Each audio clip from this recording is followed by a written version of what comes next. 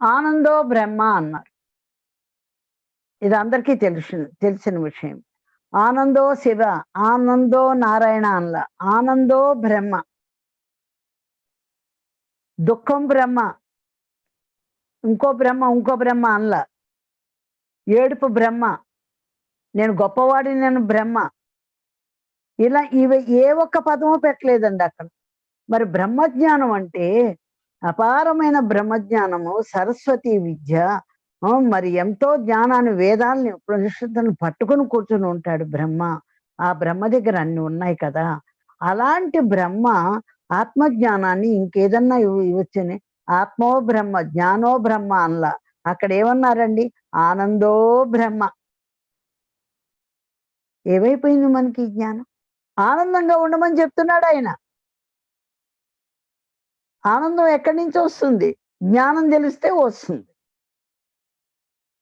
ఈ శరీరం ఏంటి, ఈ మనస్సు ఏంటి, ఈ ఆత్మ ఏంటి, నేను ఎందుకోసం వచ్చాను, ఏ గుణాన్ని తీసుకొని వచ్చాను, ఈ పంచభూతాలతో ఉన్న ఈ కళ్ళని ఎలా వాడుకోవాలి, ఈ ముక్కుని ఎలా వాడుకోవాలి, ఇవన్నీ తెలియాలి. ఈ ధ్యానం చేయటం వల్ల ఒకటి ధ్యానము, స్వాధ్యాయము, సజ్జన సాంగత్యం.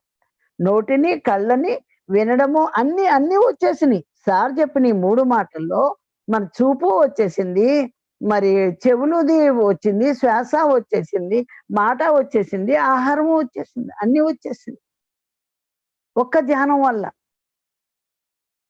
ఆనందో బ్రహ్మ, ఏడుపో బ్రహ్మ అనలా, దుఃఖమో బ్రహ్మ అనలా. మరి ఆనందో వెనకమాల రహస్యం ఇదండి. మనస్సు ధ్యానం చేయటం వల్ల, మనస్సు శాంతపడటం వల్ల అప్పుడు ఇక ఆనందో బ్రహ్మ. పిరమిడ్ మాస్టర్లు అందరూ ఏదున్నా సరే దాన్ని ఇక లెక్క చేయరు. కాసేపు గందరగోళం పడతాం ఏదోటి, కానీ ఇప్పుడైతే అసలు ఏదీ లేదు, లెక్కే చేయం. ప్రపంచాన్నే లెక్క చేయట్లేదు. ఇవాళ కరోనానే లెక్క చేయట్లేదు. ఈ కరోనా కాకపోతే రేపు ఇంకొకటి వస్తుంది, దేన్ని లెక్క చేయం. మనం చేయాల్సిన పని మనం చేసుకుపోతున్నాం హాయిగా. అప్పుడు కదా ఆనందం. ఆనందం వెనకమాల రహస్యం ఇది. ఆనందో బ్రహ్మ అంటే దాని వెనకమాల రహస్యం ధ్యానం అని.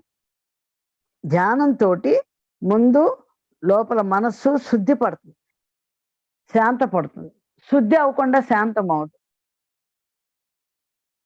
మనస్సు శుద్ధి అవ్వాలి, తర్వాత ఆత్మశుద్ధి.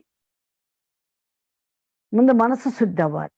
ఇది సంతోషంగా ఉంటే, మనకున్న దానిలో మనం తృప్తిగా ఉంటే, ధ్యానం హాయిగా చేసుకుంటే, ఇంకా అంతకు మించి ఉన్నతమైన లోకాలకు వెళ్ళటానికి మార్గం ఇంకోటి లేదు.